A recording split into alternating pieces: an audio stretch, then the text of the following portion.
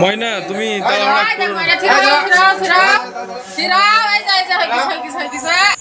আসসালামু আলাইকুম, আমি শাহিন আলম আবার আপনাদের সাথে নতুন একটি ভিডিও নিয়ে হাজির হলাম। আজকের এই ভিডিওতে একটি বিষয় তো হচ্ছে যে গাভীটিকে দেখতে পাচ্ছেন, গাভীর মালিক বেশ কিছুদিন যাবৎ আগেও একটি মাধ্যম দিয়ে গাভীটিকে প্রজনন করায় কৃত্রিমভাবে।